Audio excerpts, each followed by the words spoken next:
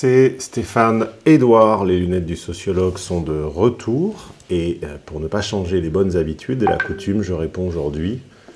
Non, je ne réponds pas à un message WhatsApp qui vient d'arriver car je n'ai pas déconnecté. Donc je réponds désormais à ces questions de lecteurs et ces questions de lectrices, questions posées via stéphaneedouard.com.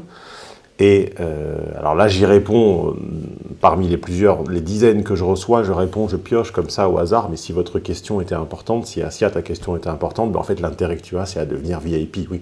C'est en devenant homme d'influence, femme VIP, ou femme d'influence VIP, si on veut, que l'on bénéficie de phone coaching toutes les semaines, presque illimité, entre guillemets. Vous imaginez 52 phone coaching par an, c'est presque illimité. On bénéficie des phone coaching toutes les semaines, on bénéficie de la matinée du séminaire mensuel offerte, on bénéficie de la messagerie des VIP, on bénéficie des podcasts plus longs, on bénéficie de vidéos exclusives aux VIP, on bénéficie de la restauration de ses anciennes sauvegardes, on bénéficie de plein de choses. Bref, Asia, j'ai pioché ta réponse au hasard, mais pour ceux qui veulent être sûrs d'avoir une réponse argumentée à leurs problèmes et ne pas comme ça dépendre du hasard, homme-d'influence.com/VIP. Et puis sinon, stéphaneedouard.com et je piocherai peut-être au hasard votre question en fonction de son intérêt, en fonction de la chance, en fonction de que sais-je. Alors aujourd'hui, je réponds à Asia, qui a encore un email à pseudo évidemment, qui nous dit, alors vous n'allez pas entendre les fautes d'orthographe, de syntaxe, etc. Et croyez-moi, vous avez bien de la chance. Mais As à décharge, il me semble qu'elle n'est pas française, si je me souviens bien du message, donc nous la pardonnons. Mais croyez-moi, ça pique les yeux. Alors, salut Stéphane, j'ai 25 ans. Je publierai le message d'ailleurs sur le site, hein, pour ceux qui veulent le lire en intégralité. Je vous mettrai le lien ci-dessous vers homme-d'influence.com, un lien et site sur lequel vous pourrez lire le message en intégralité et voir qu'il est exactement comme cela. Salut Stéphane, j'ai 25 ans, je suis belle et bonne et pas française, entre guillemets, entre parenthèses, d'origine. Donc je ne sais pas ce que c'est qu'une pas française, pas d'origine, mais en tout cas, toi tu n'es pas française d'origine. Je viens vers toi aujourd'hui car ça fait quelques mois que je me suis inscrite en salle de sport pour m'entretenir, pas pour me faire entretenir, je suis mauvaise langue, pour m'entretenir et pour voir autre chose que ce que j'ai l'habitude de voir. Et je suis dégoûté. Alors ça, c'est très F quand même comme comportement, c'est je m'inscris en salle de sport pour voir quelque chose. Hein. C'est-à-dire, ça c'est toujours premier séminaire logique des femmes du nom. On rappelle que F pur a toujours un ultérieur motif, a toujours un but de deuxième niveau, une conséquence de second niveau à ses choix. Hein. Elle ne fait jamais F pur ne choisit pas une activité pour son intérêt propre ou pour l'appréhender en profondeur. C'est ce qu'appelle Barico dans Les Barbares un système passant.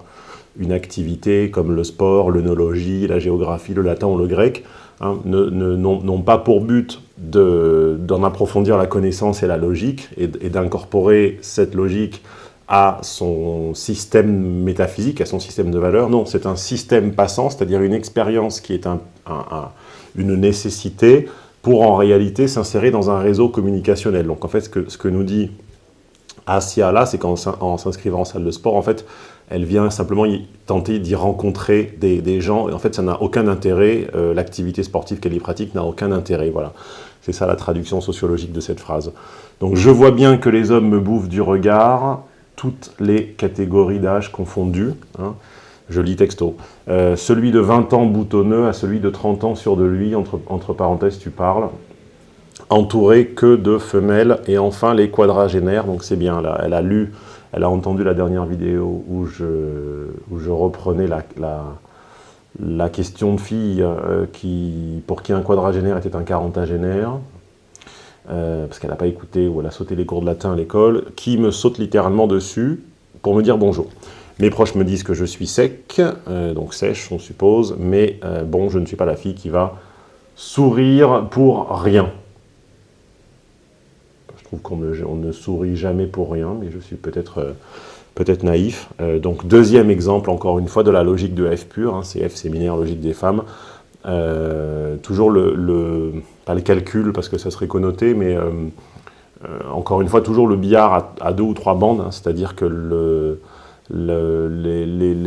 naturel est une construction permettant toujours de résister ou de choisir, encore une fois, de communiquer, de ne pas communiquer, de s'insérer dans un réseau. C'est toujours une arme sociale. Donc on a vu que le sport, en fait, n'avait aucun intérêt, mais qu'il avait pour but de rencontrer des gens. Et même quand on y est, en fait, sourire n'a pas d'intérêt en soi. Ça ne permet pas simplement de se sentir bien ou de faire le bien autour de soi. C'est toujours, évidemment, un signal calculé à envoyer aux autres, un petit peu comme le reflet d'un miroir ou le retour d'un rayon. Je me décrirais comme étant une fille qui passe par l'autoroute et non par la nationale.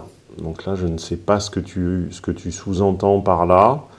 Est-ce que ça veut dire que tu es à péage, c'est-à-dire est-ce que tu te prostitues est-ce que ça veut dire que tu es une 4 voix, et pas une monovoix ou une 2 voix?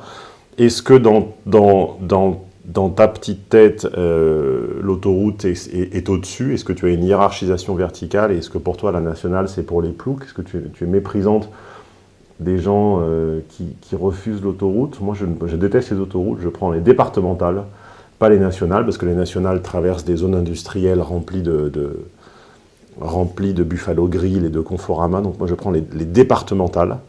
Mais après, voilà, dans ton système, dans ta machine métaphysique, dans ton système de valeurs Assia, je suis peut-être un plouc. En tout cas, oui, si tu ne valides que les hommes qui prennent l'autoroute, je suis un plouc à tes yeux. Ou bien peut-être qu'encore une fois, c'est peut-être parce que pour que tu répondes par un sourire au sourire qu'on te fait, il faut peut-être payer, je ne sais pas, il y a peut-être un péage, il faut peut-être te glisser une pièce quelque part ou un petit billet, hein, peut-être un petit billet à gratter. Le comportement de ces hommes fait pitié. Oui, bah écoute, vas-y Franco, après tout, surtout ne remets pas en cause le tien, parce que c'est forcément celui des hommes qui fera pitié, hein, on a l'habitude.